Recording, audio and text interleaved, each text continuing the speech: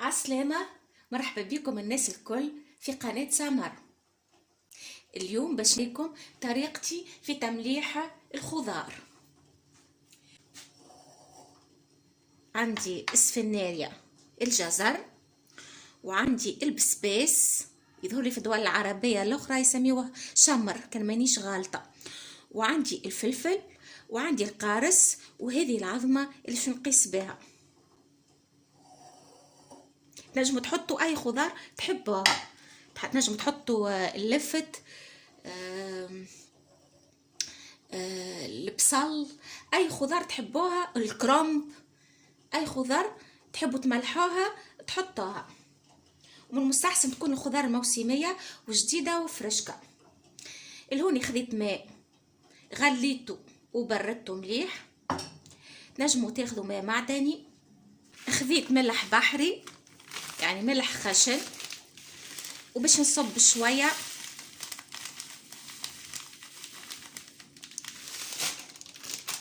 ونذوبه.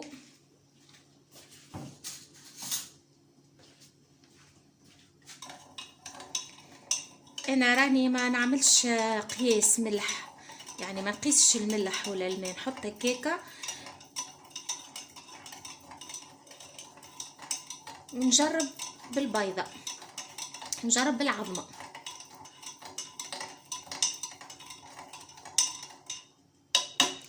العظمه بالطبيعه مغسوله،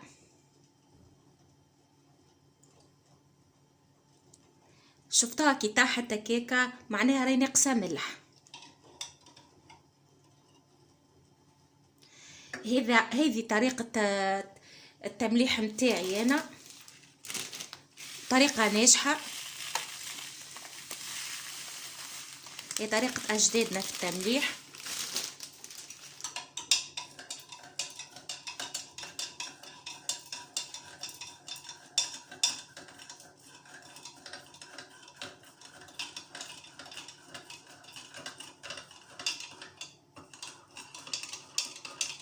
نحط البيضة،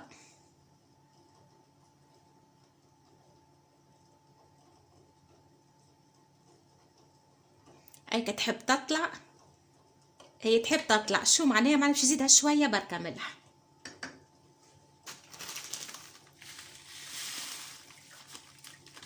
نزيدو بشوي بشوي.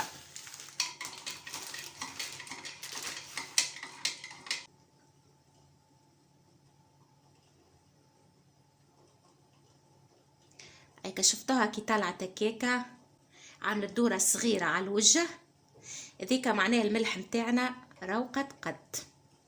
باش نخلي الماء ذايا جانبا، نخليه يزيد يذوب الملح في عقله، مازال فما شوي ملح في القاع، نخليه يذوب.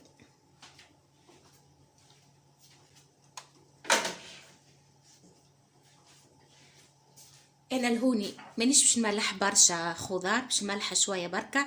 حد الدبوزه هذه لازمك تاخذوا دبوزه نظيفه معقمه وتكون بالنار.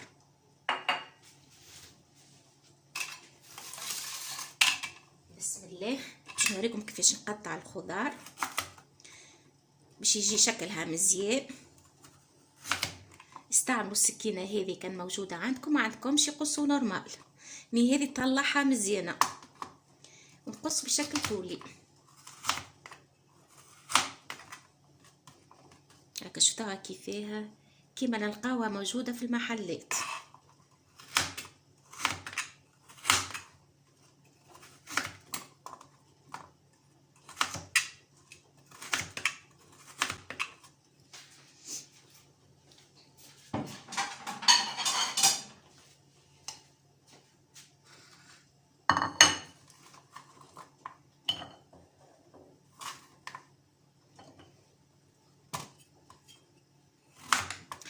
الخضار مملحة عندها برشا فوائد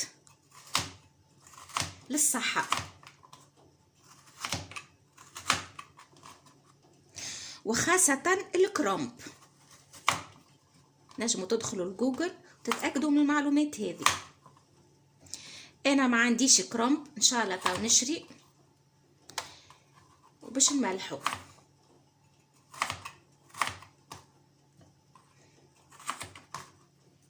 انا في الخضار ملح بالكميه الصغيره، يعني الخضار المتوفره في الموسم متاعها نحاول نملحها.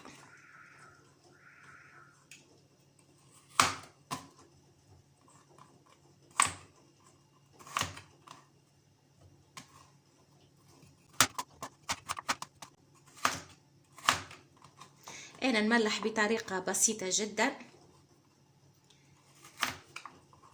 يعني ثم ناس كي ملحوا الخضار يحطوا فيها توابل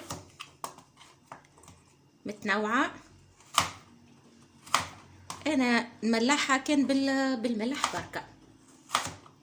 ونصيحه ما تحطوش الخل في المملحات نتاعكم، خاصه في المملحات نتاع الخضار، خاطر البكتيريا النافعه اللي باش تتوجد من بعديك في الخضار الخل راهو يقضي عليها.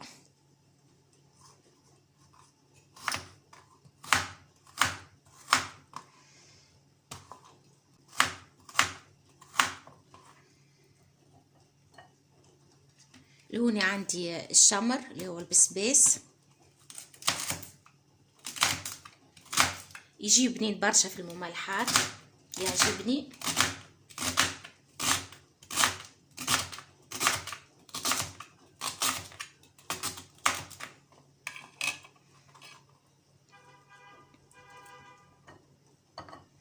نجمو زادة تملحوا البتراف،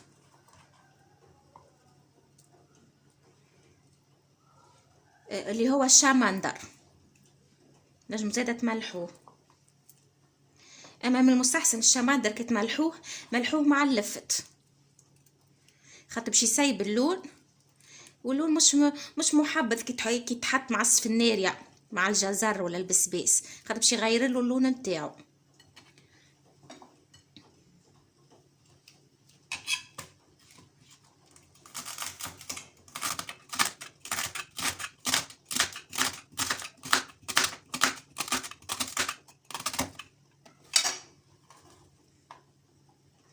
باش نحط في بول ماء اكبر خاطر تعبي لي صحن.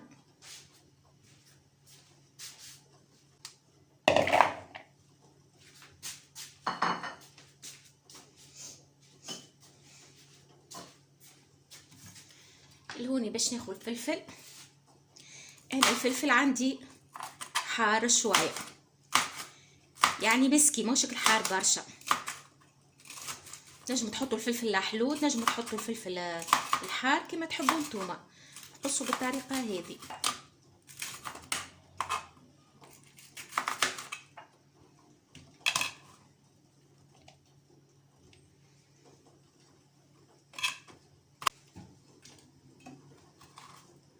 خلطوا هكايا، شفتوا كيفاش نتحصلوا على برشا الوان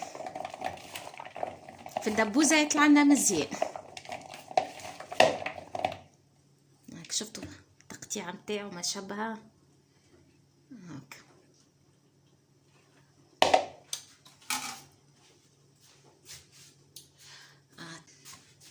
القارص اللي هو الليمون،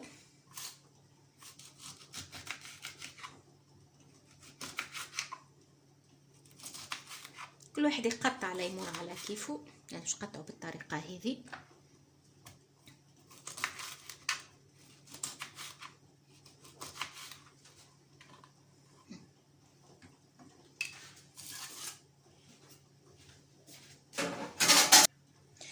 تو باش ناخذ شويه ليمون نحط عليه الخضار،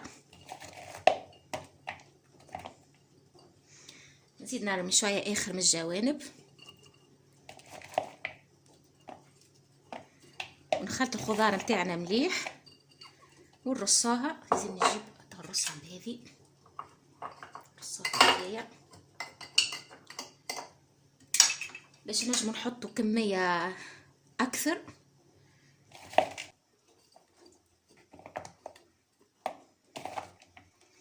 شفتوا الكميه الصغيره هذه باش تعمل لي زوز دبابز من هوني، يعني بكعبتين جزر ولا ثلاثة قرون فلفل، وحتى البسباس نص كعبه بسباس باش تعمل لي زوز دبابز، يعني ما شاء الله تحصلت على كميه هايله.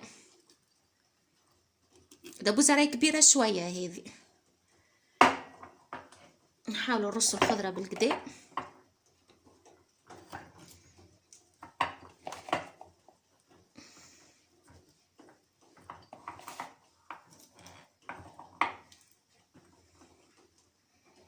شفتوها؟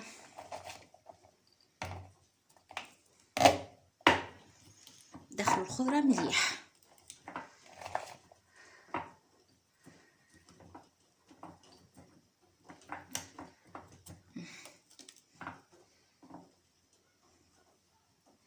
هاكا شفتوا ما شبهها. تو باش نصب عليها الماء. بسم الله.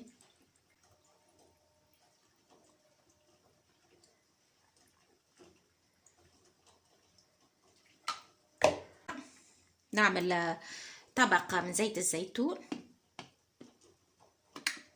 باش ما ترستلناش.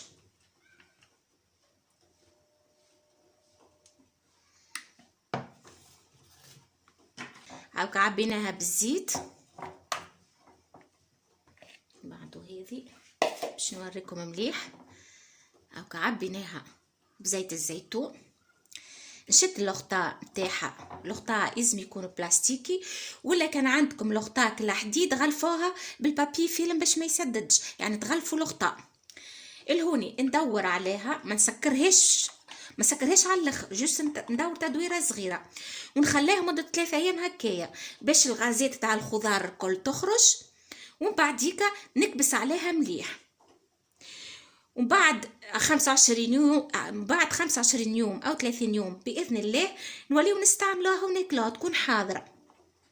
هاكا نخليوها هكاكا كيما تشوفوا. دبوزه نتاعنا مزيانه برشا.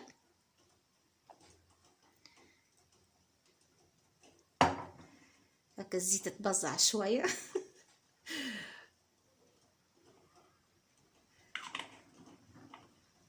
ان شاء الله وصفه اليوم عجبتكم، والى اللقاء في فيديوهات جايه ان شاء الله.